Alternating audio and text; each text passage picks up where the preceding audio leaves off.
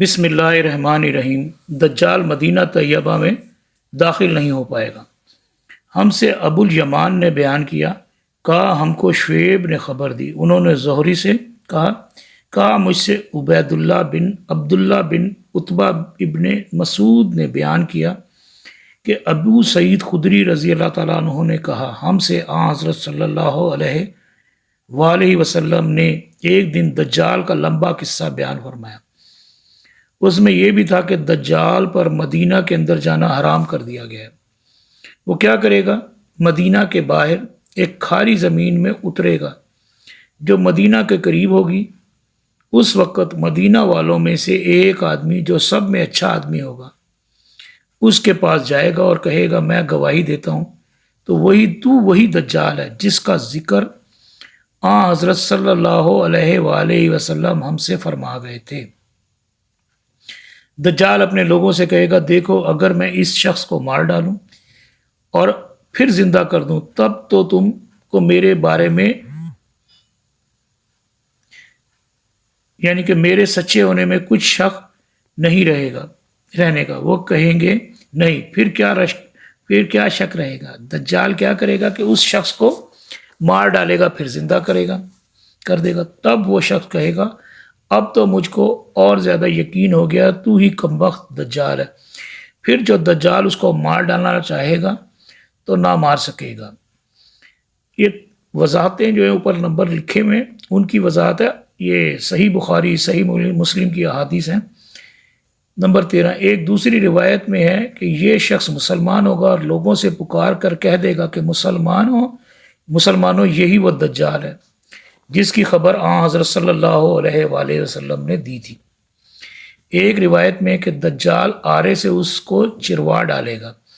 ایک روایت میں ہے کہ تلوار سے 2 ٹکڑے کر دے گا اور پھر اسے زندہ کر دے گا، لیکن اسے اس طرح سے زندہ کرنا دجال کا معجزہ نہ ہوگا، کیونکہ اللہ تعالیٰ ایسے کافر کو معجزہ نہیں دیتا بلکہ خدا کا ایک فعل ہوگا جس کو وہ اپنے سچے بندوں کو آزمانے کے لیے دجال کے ہاتھ پر ظاہر کرے گا۔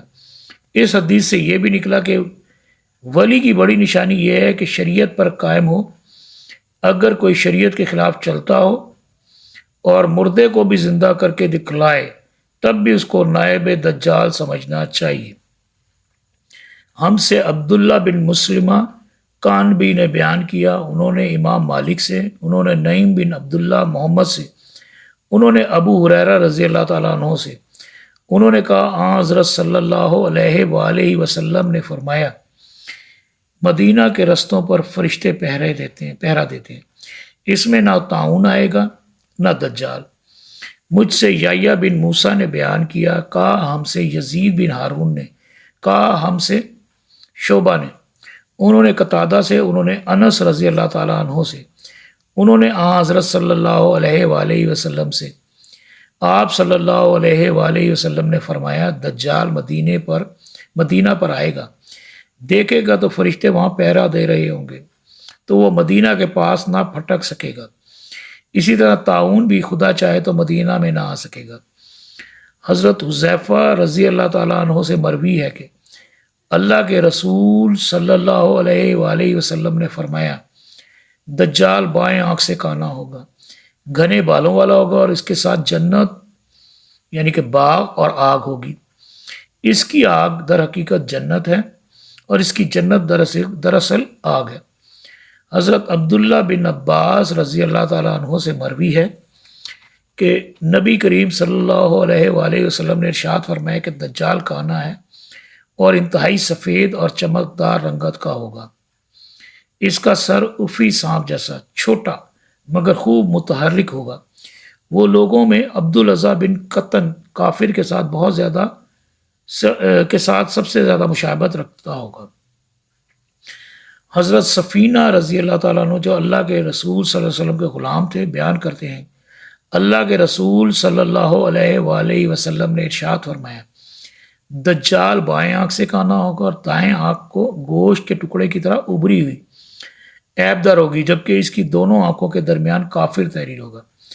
حضرت حشام بن عامر رضی اللہ تعالیٰ عنہ سے مروی ہے کہ اللہ کے رسول صلی اللہ علیہ وآلہ وسلم نے ارشاد فرمایا دجال کا سر پچھلی جانب سے گنجا گنجا سا ہوگا۔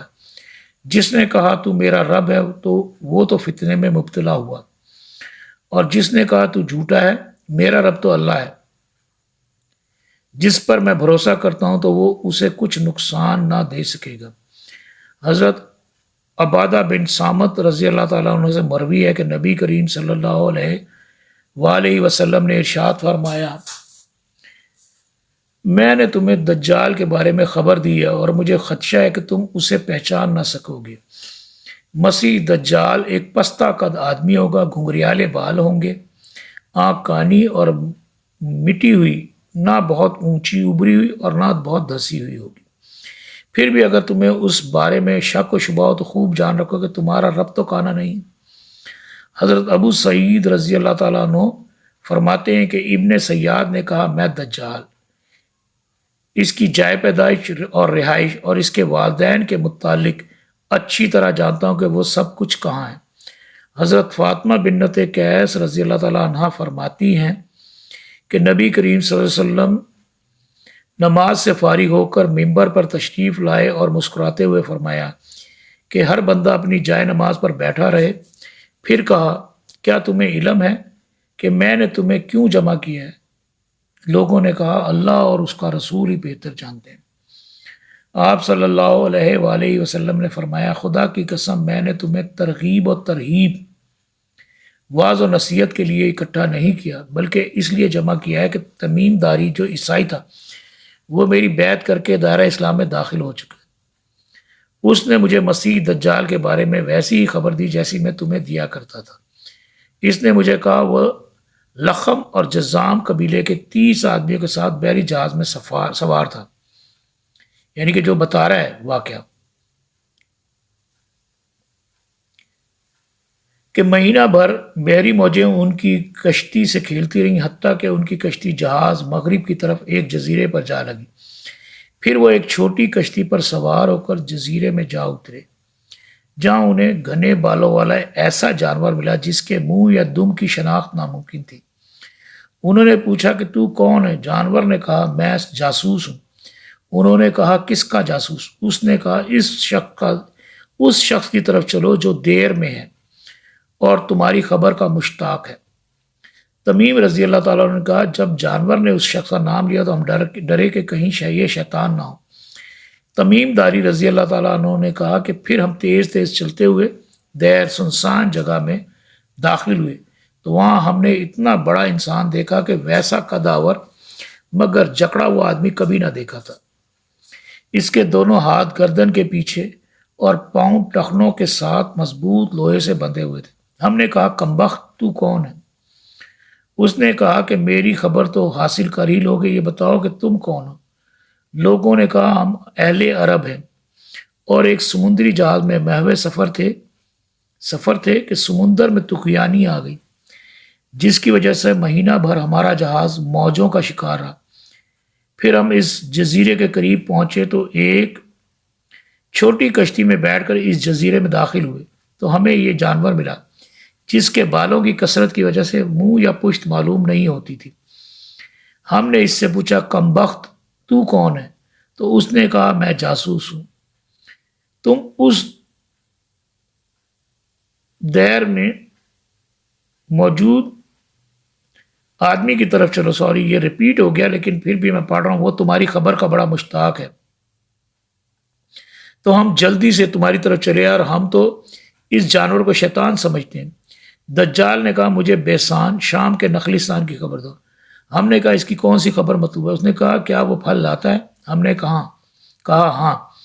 اس نے کہا عنقریب وہ پھلدار نہیں رہے گا۔ شام میں موجودہ دور میں بڑا جنگ و جدل، بڑا خون خرابہ ہے اور آگے پھر امکان ہے مزید۔ اچھا مجھے بحیرہ تبریہ کی خبر دو، کیا اس میں پانی رواں دواں ہے؟ ہم نے کہا ہاں خوب رواں دواں ہے۔ اس نے کہا کہ وہ عنقریب وہ خشک ہو جائے گا۔ اس نے کہا مجھے زخر شام کے چشمے کے متعلق بتاؤ، کیا اس میں پانی موجود ہے اور کیا لوگ اس کے پانی سے کھیتی باڑی کرتے ہیں؟ ہم نے کہا ہاں اس میں پانی بھی ہے اور لوگ اس کے پانی سے کھیتی باڑی کر رہے ہیں۔ اس نے کہا مجھے عرب کے نبی کی خبر دو۔ ہم نے کہا کہ وہ مکہ سے ہجرت کر کے یثرب مدینہ جا پہنچا ہے۔ اس نے کہا کیا اہل عرب نے اس سے لڑائی کی ہے؟ ہم نے کہا ہاں۔ اس نے کہا پھر نتیجہ کیا رہا؟ ہم نے کہا کہ وہ نبی اپنے گرد و پیش میں غالب آ چکا ہے۔ اس نے کہا کیا واقعی ایسا ہو چکا ہے؟ ہم نے کہا ہاں۔ اس نے کہا لوگوں کے لیے اس کی اطاعت ہی بہتر ہے، اور میرے متعلق سنو، میں مسیح دجال ہوں۔ اب ان قریب مجھے خروج کی اجازت دی جائے گی، اور میں 40 دنوں میں پوری روئے زمین کو فتح کر لوں گا۔ البتہ مکہ اور طیبہ مدینہ مجھ پر حرام کر دیے گئے ہیں۔ اگر میں اس طرف کسی بھی شہر مکہ یا مدینہ کا رخ کروں گا تو وہاں تلوار لہراتے فرشتے مجھے روک دیں گے، جو وہاں پہرے پر مقرر ہوں گے۔ حضور نبی کریم صلی اللہ علیہ وآلہ وسلم نے اپنا عصا ممبر پر 3 مرتبہ ٹکراتے ہوئے فرمایا یہی طیبہ مدینہ ہے اور وہ دجال ہے۔ کیا میں نے تمہیں اس دجال کے بارے میں بتایا نہیں کرتا تھا؟ لوگوں نے کہا کیوں نہیں؟ پھر آپ صلی اللہ علیہ وآلہ وسلم نے فرمایا کہ مجھے تمیم کی بات اس لیے اچھی لگی کہ یہ میری اس خبر کے مشابہ ہے جو میں تمہیں دجال اور مکہ و مدینہ کے بارے میں بتایا کرتا تھا۔ خبردار، وہ دجال شام یمن کے سمندر میں ہے، اور دریائے شام میں یا دریائے یمن میں ہے نہیں، بلکہ وہ مشرق کی طرف ہے۔ اور آپ صلی اللہ علیہ وآلہ وسلم نے مشرق کی طرف اپنے ہاتھ سے بھی اشارہ فرمایا۔